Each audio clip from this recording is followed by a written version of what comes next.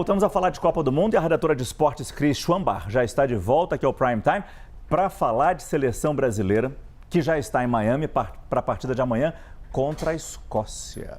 Márcio, o time fez o último treino no CT de Columbia Park em Nova Jersey e tivemos atualizações em comparação com ontem. O goleiro Alisson voltou a treinar, mas o Carlo Ancelotti ainda está fazendo um mistério sobre a escalação, não está querendo mostrar muito para os jornalistas. A Priscila Asbeck acompanhou e mostra tudo para a gente agora. Último treino da seleção brasileira aqui no CT Columbia Park, em New Jersey, aconteceu debaixo de chuva. Seleção que se prepara para a partida contra a Escócia, que vai acontecer às 19 horas da noite, do horário de Brasília, nesta quarta-feira em Miami. O Neymar participou do treinamento de forma completa, assim como vem acontecendo desde o final de semana, quando o Ancelotti disse que ele deve participar do jogo contra a Escócia. Ainda não se sabe exatamente qual vai ser a sua participação, mas é muito pouco provável que ele inicie o jogo como titular. Uma outra dúvida grande é quem vai substituir Rafinha, ele que se lesionou no jogo contra o Haiti na sexta-feira, e os principais cotados para substituí-lo são Luiz Henrique, ponta-direita, que foi titular em 4 jogos com Ancelotti, e Ryan, que entrou no lugar de Rafinha depois que ele se machucou no jogo da última sexta-feira. O Alisson, que não tinha treinado nesta segunda-feira, participou normalmente do treino nesta terça-feira. Ele tinha deixado de participar na segunda por desgaste físico, controle de carga, mas não deve ser dúvida para o jogo desta quarta-feira. E além disso, há algumas possibilidades também de mudança na escalação. Então, além da substituição do Rafinha, Gabriel Magalhães tem um desgaste físico, então especula-se se Léo Pereira ou Bremer poderiam substituí-lo. E tem os jogadores também que estão pendurados com cartão, como Casemiro, que pode ser substituído por Fabinho, Douglas Santos pode ser substituído por Alexandro, e Ibañez, que fica no banco de reserva, mas que também tem cartão. Então há uma dúvida se Ancelotti pouparia esses jogadores por causa do cartão, para que eles estejam aí prontos para a próxima fase. Lembrando que o Brasil lidera o grupo C com 4 pontos, junto com o Marrocos, que também está com 4 pontos, mas fica à frente por saldo de gols. E até o momento o Brasil pode enfrentar ou o Japão ou a Holanda. Se ficar em primeiro lugar na chave, vai pegar o segundo lugar do grupo F, que no momento é o Japão, e se ficar em segundo lugar, vai pegar o primeiro lugar do grupo F, que no momento é a Holanda. Os jogadores gostariam de passar dessa primeira fase em primeiro lugar, até mesmo para manter os treinamentos e também a estadia aqui em New Jersey. Se eles passarem em segundo lugar, a próxima partida aconteceria no México, então eles teriam que se deslocar. Priscila Asbeck, de New Jersey, para a CNN Brasil. É isso, vai ser mais um jogo de Ancelotti à frente da seleção brasileira, mais uma escalação, mais uma novidade em relação a todos os jogos, e foram poucos jogos que ele fez até aqui, desde que ele assumiu a nossa seleção. O que você imagina que Ancelotti deve testar desta vez ou experimentar nesse jogo com a Escócia? Então, Márcio, ele não vem conseguindo repetir as escalações, né, o Ancelotti. A seleção brasileira sofreu muito com lesões e segue sofrendo, inclusive durante a Copa. Uma das mudanças já é certa, o Rafinha, que começou jogando o último jogo contra o Haiti, se lesionou, saiu inclusive no primeiro tempo ainda, e não vai estar em campo. Ali, por aquele lado, no ataque, deve entrar ou o Ryan ou o Luiz Henrique, como a Pri trouxe. A Ludmila Kandal, nossa repórter, que está acompanhando a seleção brasileira também nos Estados Unidos, trouxe a informação mais cedo de que o Ryan está à frente do Luiz Henrique para essa posição. Ele, inclusive, que substituiu o Rafinha no jogo, né? Quando o Rafinha foi substituído, o Ryan entrou no lugar e, segundo informação da Lud Kandal, o Ryan está à frente do Luiz Henrique por essa vaga no ataque. Mas a Pri também trouxe outras possíveis mudanças. A gente pode ter mudança na lateral, porque o Douglas Santos levou o cartão amarelo. E, para que ele não seja suspenso, o Alexandro pode jogar. Ali no meio-campo também temos a mesma questão com o Casemiro. O Casemiro já jogou contra o Haiti, pendurado com um cartão, e pode ser que para esse jogo contra a Escócia, aí tem mais possibilidades. Poderia ser o Fabinho ou o Danilo Santos. Esse meio-campo, o Ancelotti está fazendo muito mistério em relação a isso. Não está mostrando mesmo para os jornalistas. Lá na frente, além da mudança do Rafinha, que a gente citou, para a entrada do Ryan ou do Luiz Henrique, deve manter a dupla, o trio de ataque com o Matheus Cunha como 9 e o Vinícius Júnior fechando essa escalação. Matheus Cunha, que foi muito bem no último jogo. Exatamente. Então ele pode ter garantido a vaga dele aqui. Agora, é que além de todas essas preocupações ou essas peças a serem mexidas, ainda tem mais uma que não entrou, o Neymar. E aí a gente precisa saber qual é a possibilidade dele entrar ou não neste jogo agora da Escócia. E exatamente para falar sobre Neymar, mas é claro, de seleção brasileira de forma geral, eu converso com um comentarista da Itatiaia, Edu Panzi, que está lá nos Estados Unidos. Edu, nessas possibilidades todas que existem... Boa noite, antes de mais nada, me desculpa. Entre essas possibilidades todas que existem neste momento, abertas para Carlo Ancelotti, você imagina que Neymar possa ser uma dessas peças?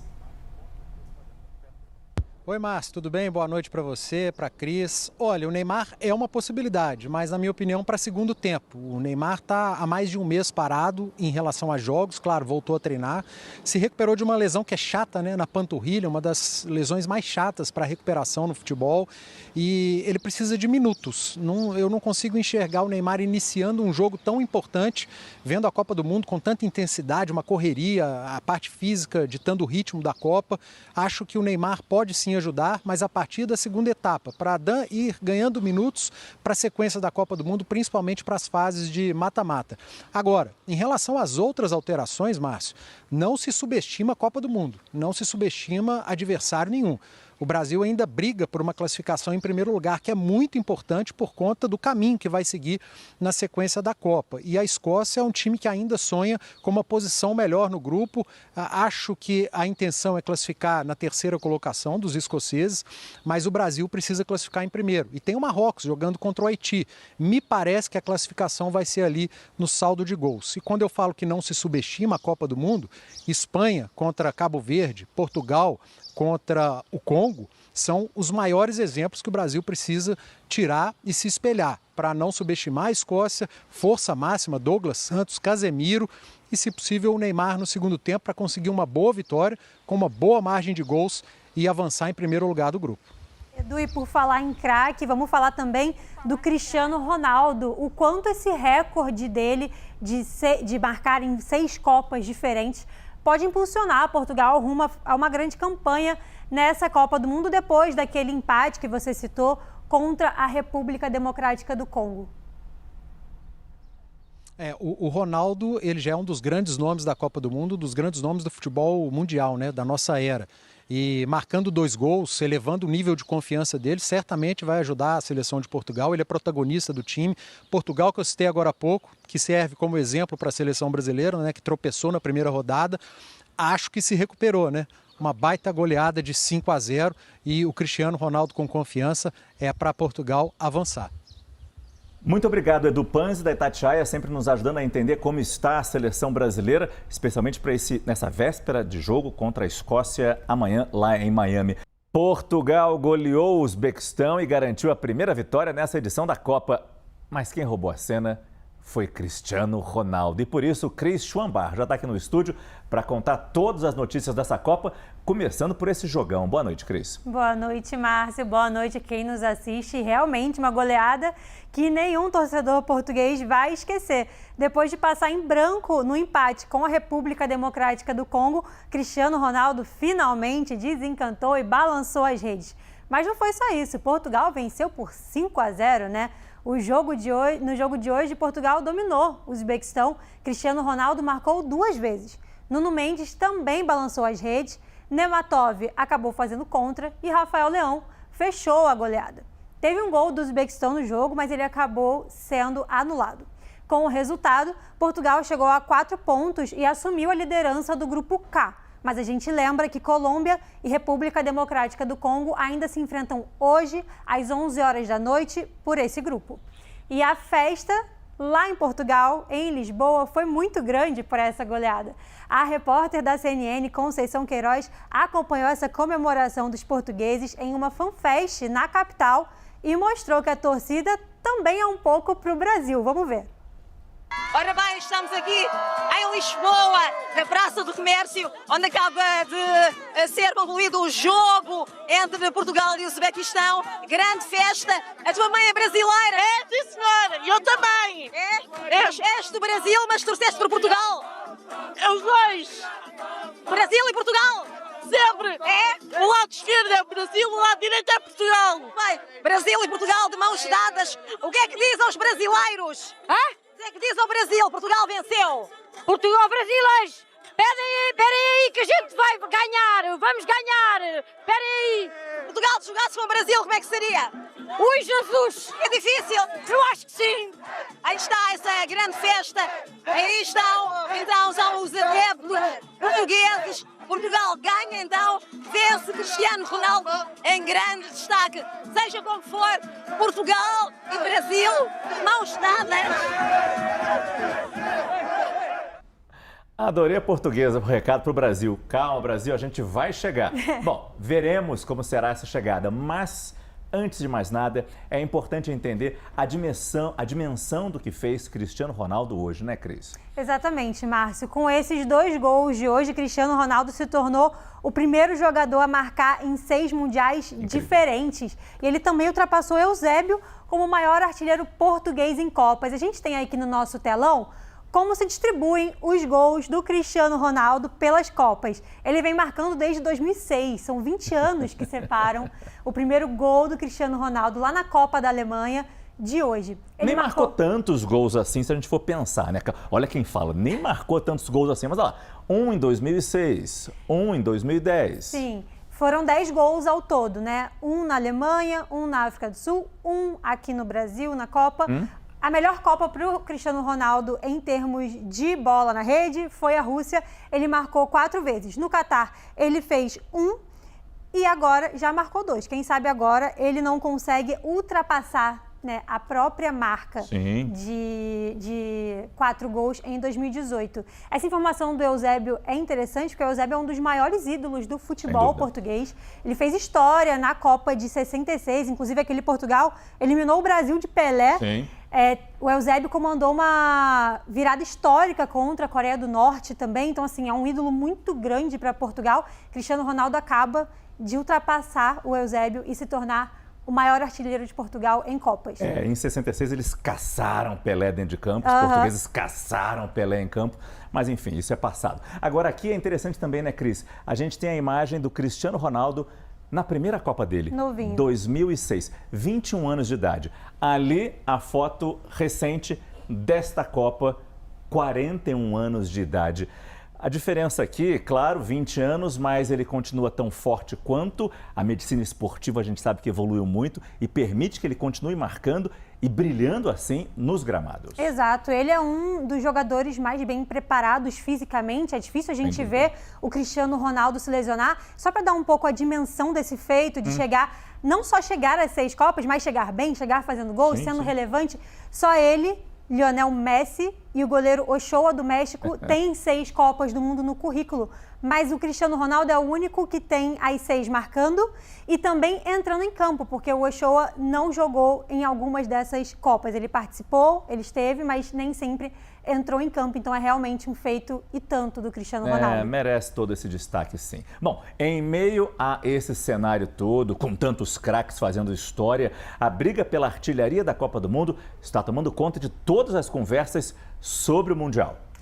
Márcio, até o momento temos 5 fortes candidatos aí para esse título, não, mas esse prêmio de artilheiro da Copa. A gente começa com ele, né? Lionel Messi. Já tem 5 gols. Fez todos os gols da Argentina. Tem 5 gols Bom resumo. na Copa. Mbappé e Haaland vêm empatados com 4. Os dois marcaram 2 no primeiro jogo e 2 no segundo jogo. Entendi. Depois um David da Alemanha e o Jonathan David do Canadá. Cristiano Ronaldo, Vinícius Júnior, Matheus Cunha, vem ali com 2 gols também querendo beliscar, né? Querendo morder ali esse prêmio de artilheiro da Copa. A gente vai ver como fica essa disputa. Torcer que o nosso Vini Júnior, pelo menos é ele que aparece mais aqui nesse momento. Claro, tem Matheus Cunha também, né? Bom, enfim, que o Brasil se destaque com mais gols. No fundo, a gente quer isso, né? A gente quer gol. Não interessa quem faça, pode ser contra, mas a gente quer mais gols e a gente precisa disso. E a Copa do Mundo, como a gente bem sabe, também é pano de fundo para histórias políticas. E nesta atual edição, a gente já teve, por exemplo, o Irã tendo que mudar de sede saindo dos Estados Unidos, indo para o México por causa da guerra no Oriente Médio, claro, a resistência ou até o medo que os jogadores iranianos e a equipe técnica do Irã tinham com a possível fiscalização de ICE ou mesmo a imigração nessa estada nos Estados Unidos. Pois é, Márcio, os iranianos também enfrentaram uma série de restrições, né? Como você vem bem dizendo, para entrar aos Estados Unidos, podiam entrar, mas não podiam ficar, tinham que sair no mesmo dia. E é por isso que a gente vai para Washington agora conversar com a Mariana Janjacomo, entender um pouco melhor. Oi, Mari, boa noite.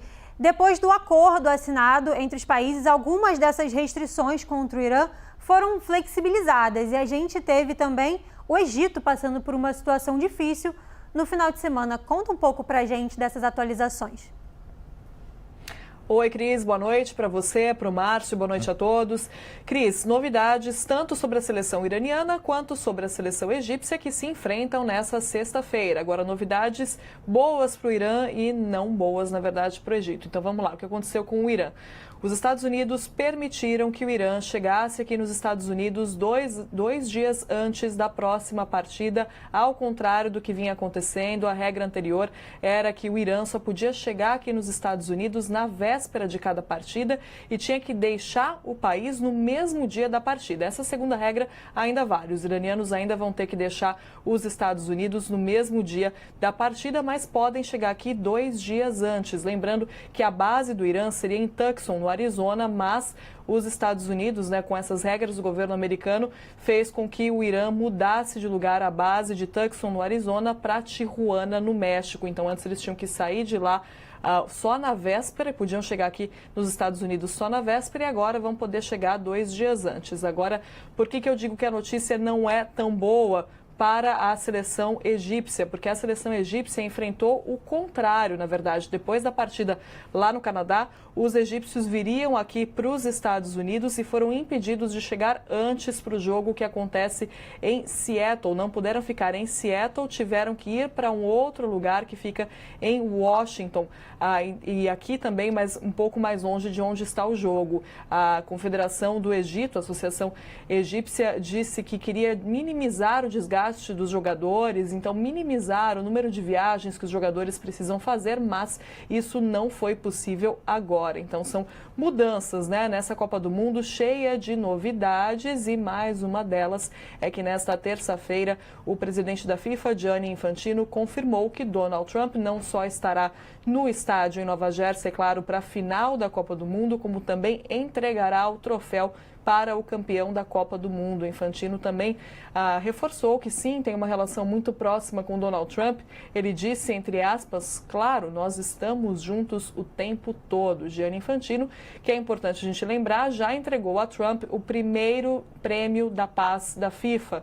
Trump queria muito ganhar um prêmio Nobel da Paz, não ganhou, mas ganhou o prêmio da paz da FIFA, que foi entregue no dia do sorteio. Inclusive, eu estava lá quando o Gianni Infantino subiu ao palco para entregar esse prêmio a Donald Trump. E agora, Donald Trump, no mês de julho, deve ir até o estádio e entregar o prêmio para o campeão da Copa do Mundo.